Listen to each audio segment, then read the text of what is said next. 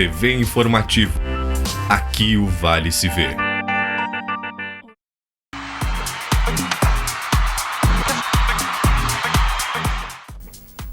Olá, o Internacional consegue uma vitória fora contra o São Paulo. O Grêmio ganhou do Flamengo na Arena e a LAF empatou com o Marrecos em Lajeado. É agora, no Papo de Boleiro.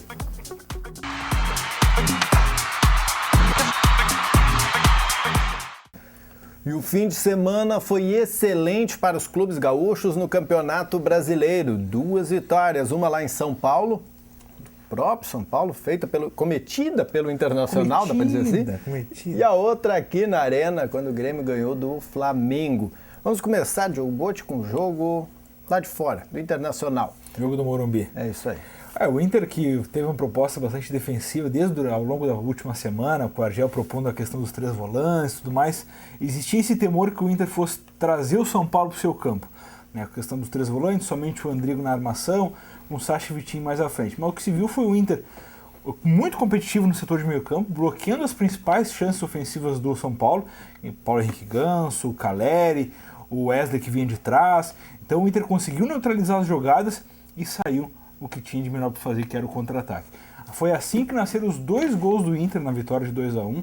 Primeiro, os 2 gols com o Sacha, primeiro na jogada do Vitinho no primeiro tempo, e no segundo tempo já com um jogador a menos, aí numa linda arrancada do William, e mais uma vez serviu o Sacha para fazer os 2-1. O certo é que o Inter, nesse esquema montado pelo Argel, foi muito eficiente. Essa é a palavra, eficiência. O Inter teve duas oportunidades e fez 2 gols. Então, é um esquema que será analisado para os jogos em casa, vamos dizer assim, porque o Inter ficou realmente esperando o São Paulo, mas soube sair e saiu com qualidade. O Inter vence um jogo complicadíssimo contra o São Paulo no Morumbi, contou com vários titulares aí. Lembrando que o São Paulo está na briga pela final da Libertadores, está nas semifinais, é o único time brasileiro que se mantém vivo na Libertadores. Então, realmente, o Inter fez o dever, compensou os pontos perdidos com a Chapecoense aqui no Beira-Rio e voltou a ganhar no Morumbi. Parecia o Sobis, Márcio. E se em alguns momentos o São Paulo mostrou algum perigo ao gol do Internacional, aí se confirmou a boa escolha da direção colorada em contratar Danilo. Perdeu um excelente goleiro, que era o Alisson, mas trouxe um jogador de mesmo nível, assim, o Danilo Fernandes. Ele tem um nível muito elevado, assim, dá para se ver que é um jogador que tem a questão de técnica muito apurada, assim. O Inter tinha algum temor que fosse perder a questão da qualidade. Claro que não é o Alisson foi o titular da seleção brasileira e tudo mais, mas o Danilo Fernandes é um jogador que mantém a questão do nível de qualidade técnica que o Inter vinha sendo de goleiros. Depois de muitos anos revelando jogadores nessa posição, o Inter traz um goleiro e acerta. Não aconteceu escondida, já veio o final de carreira e tudo mais, mas agora o Danilo Fernandes é um jogador afirmado e chega para tomar conta da posição. É isso aí. Vamos dar uma olhada nos gols do Internacional também, aí o gol do São Paulo, o Inter estava ganhando de 1-0, deixou empatar, depois completou a vitória. Ganhando 1-0 no primeiro tempo, aí o Lugano empata aos 41 do segundo tempo, o Inter consegue o gol da vitória aos 43. Final eletrizante no Morumbi. Foi até os 49, né? Para matar 49. Colorado do coração. A olhada nos gols.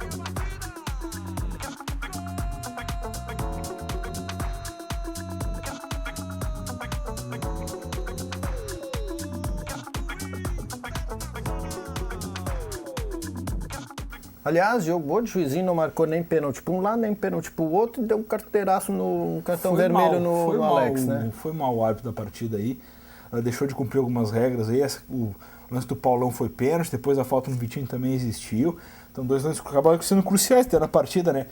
Se os dois convertidos, acabaria não mudando o resultado, mas podia ter uma opção a mais aí de gols, né, no Morumbi. Realmente o árbitro falhou algumas nessas questões. No lance do Alex, acabou combinando na expulsão do jogador colorado. Acho que houve até um excesso por parte do juiz, da arbitragem. Né, o Alex mostrava o peito, ele dizendo que tinha sido atingido pelo Ganso. Não vejo como uma questão proposital para o jogador do São Paulo. Eu acho que é mais de proteção dele mesmo, a questão da perna ali, do que tentar atingir o jogador colorado. Né, mas o certo é que o Alex aí, que entrou para dar o toque de experiência no final do jogo, e acabou prejudicando o Inter no final. Foi guri, né? Tirou um guri para botar outro, não deu certo. Foi juvenil, Alex. Mas se tivesse sido marcado o pênalti a favor do Internacional, o Inter teria 2-0, que poderia ter assustado mais o São Paulo, né? Exatamente. Foi no momento que o Inter ganhava de 1-0. Então, ou passou a ganhar logo em seguida. Exatamente. Teve essa questão aí, poderia mudar a cara do jogo, principalmente para o segundo tempo. Talvez o São Paulo soltasse um pouco mais antes na partida e o Inter pudesse aproveitar novamente o contra-ataque, como aproveitou no primeiro gol. É isso aí. Bom, agora vamos falar do jogo que aconteceu na Arena. O Grêmio recebeu o Flamengo. O Flamengo veio, né, meio desestabilizado. O Flamengo veio balançado há algum tempo já. Mas o Grêmio aproveitou esse momento e ganhou também. O Grêmio foi burocrático, Márcio. O Grêmio acabou ganhando com o gol do Fred, o lajadense aqui, o zagueiro, gol de cabeça. O Grêmio até criou muitas oportunidades. O goleiro Paulo Vitor aí foi o nome do Flamengo nesse jogo da Arena. Pedro Rocha criou, Bolanhos criou, o Luan criou. Certo é que o Grêmio faltou efetividade ao ataque, né? Eu acho que esse Grêmio, a gente olha o Grêmio desse ano, do ano passado. O Grêmio do ano passado tinha um esquema que o Roger acertou e que ele não repete agora, ninguém sabe por quê. Né? O Grêmio montou um esquema onde o Luan flutuava pelos lados como falso 9. Né? Aí agora o Roger inventou que o Bobô tem que ser esse homem centralizado, que o Grêmio precisa de um jogador fincado lá dentro da área. O Luan não se achou jogando atrás mais e o Grêmio caiu de qualidade, né? Caiu de desempenho, vamos dizer assim. O Juliano joga pouco, o Douglas é banco, né? Tá faltando alguma coisa no mecanismo de meio campo ali que o Grêmio possa voltar a jogar. Os dois volantes novamente sofríveis. O Michael Wallace parece que passaram uma máquina de desaprender a jogar, assim, porque realmente tá bem complicada a situação ali, não tá conseguindo desenvolver o futebol que a gente já viu. A gente cobra porque a gente já viu o jogador jogar muito. Né? O Wallace é uma joia aí do Grêmio, né? Que é requisitado pelo futebol europeu e tudo mais. Né? E o Michael também já provou sua qualidade, tanto que é capitão do Grêmio. Então, realmente, esses jogadores precisam voltar a jogar em alto nível para que o Grêmio possa crescer novamente ofensivamente. O Grêmio perde muitos gols, né? Tanto que precisou de uma bola parada num escanteio para o Fred fazer o seu gol. O Flamengo no segundo tempo, ali nos instantes finais da partida, depois dos 35, teve muito perto de virar o jogo. Né? Teve uma bola errada pelo Marcelo Groi, que a bola dá na trave, no pé dele, passa pelo meio das pernas, e a sorte é que tem um zagueiro do Grêmio, se tivesse um atacante ele era gol. Teve algumas questões, realmente, o Grêmio precisa se voltar aí nessa questão de posse de bola. Né? O Grêmio toca muito, mas é pouco efetivo. Talvez nasceu a vitória foi o mais importante, 3 pontos na conta aí, mas o Grêmio precisa jogar mais. O Grêmio já jogou mais com esse mesmo elenco, então precisa retomar. Vamos dar uma olhada no gol marcado pelo Fred, que deu a vitória para o Grêmio. Aí o Grêmio vem de um empate e uma vitória, assim como o Internacional.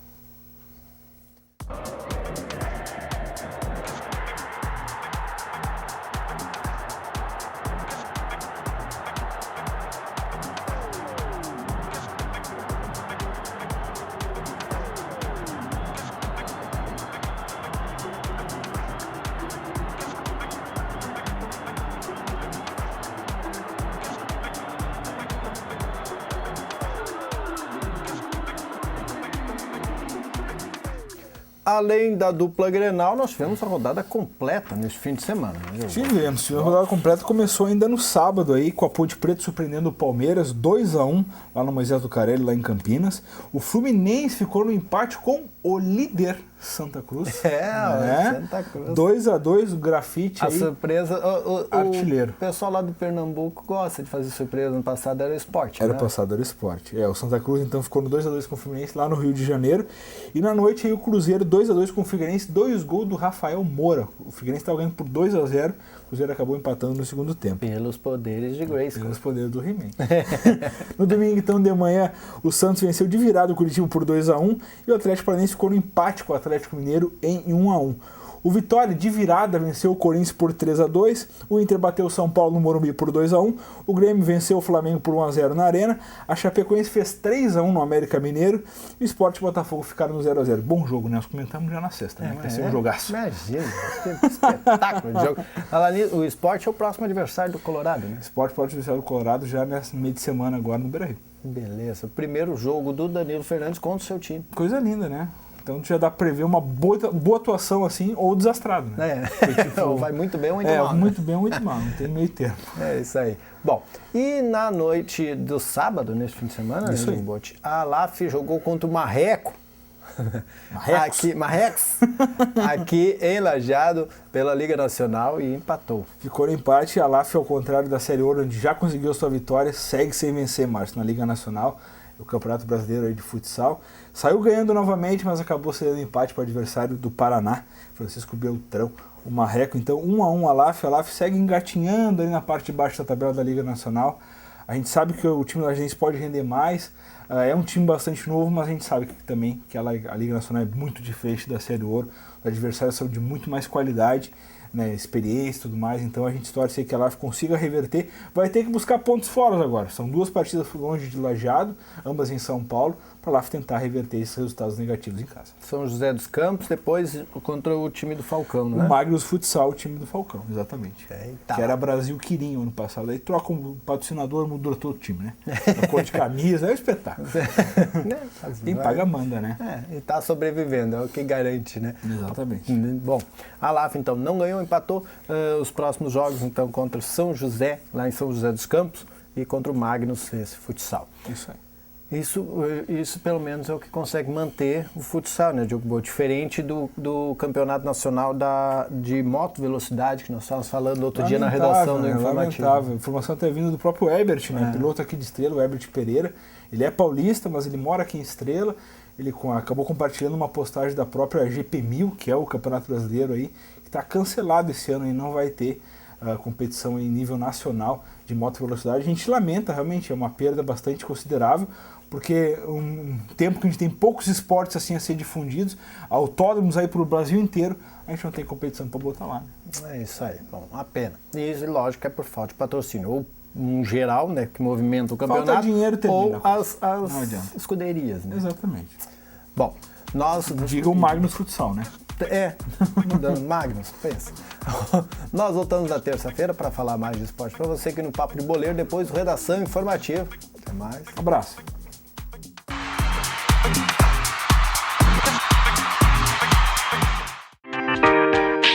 TV Informativo.